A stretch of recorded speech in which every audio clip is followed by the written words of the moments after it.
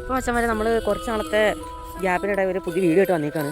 ഈ വീഡിയോ എന്ന് വെച്ചാൽ ഒരു പുതിയൊരു ഷെഡ് ഉണ്ടാക്കിയെടുത്ത് ഒരു പുള്ളിക്കാരൻ തൂങ്ങി വരച്ചിട്ടുള്ളൊരു പരിപാടിയാണ്. അതെന്താണ് കൂടുതൽ കാര്യങ്ങളൊക്കെ നമുക്ക് അവിടെ എത്തിക്കേണ്ടതെന്ന് പറയാം. അപ്പോൾ എന്തായാലും നമുക്ക് അങ്ങോട്ടേക്ക് നേരിച്ചല്ല. ഈ സ്ഥലത്തിലെ ഗാംഭീര്യത തന്നെ ഭയങ്കര ഡേഞ്ചറാണ്. വളരെ ഒരു ഡേഞ്ചറായിട്ടുള്ള സ്ഥലം പോലെയാണ് എനിക്ക് കണ്ടിട്ട് തോന്നിയത്.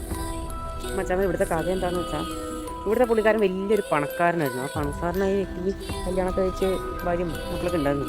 പുള്ളിക്കാരിക്ക് ഭയങ്കര സ്വത്തിനോട് ഭയങ്കര ആർത്തിയുള്ളൊരു പുള്ളിക്കാരിയാണ്.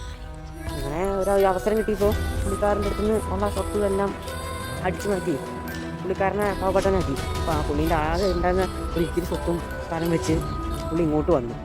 ഇവിടെ വന്ന് ഈ സ്ഥലമൊക്കെ എടുത്ത് നേരെ പാർട്ടി സ്ഥലത്ത്. പക്ഷേ പുള്ളി അങ്ങനെ വെറുതെ വിടാൻ പറ്റില്ല സ്ഥലം ഈ സ്വത്തൊക്കെ. പുള്ളി അപ്പോൾ പുള്ളീൻ്റെ ഒരു ഇത് വെച്ചിട്ട് അറിയുന്ന വക്കീലന്മാരെല്ലാവരെയും ഒന്ന് വിളിച്ച് ഒന്നൊരു കോടതിയിലൊന്ന് ഇതാക്കി സാക്ഷി വെച്ച് ചെയ്തു. അപ്പോൾ പുള്ളിക്കാർക്ക് വലിയ പൈസ കൊണ്ട് പുള്ളിക്കാരൻ അവിടെ നിന്ന് തോറ്റു.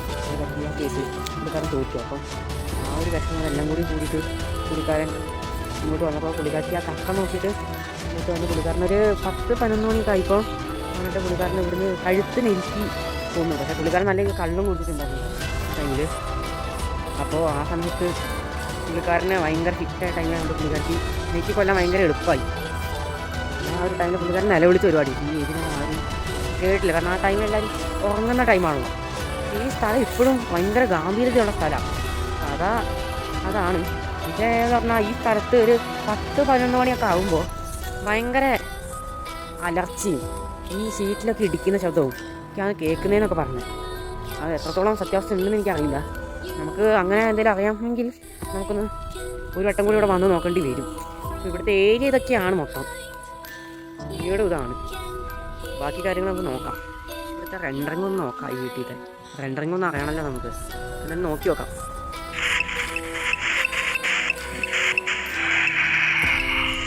വളരെ പേടിപ്പെടുത്തുന്ന ഒരു ശബ്ദമായിരുന്നു അത്. അവിടെ നിന്നൊരു കൊച്ചു അതിനെ നടന്നു പോകുന്നത് കണ്ടു.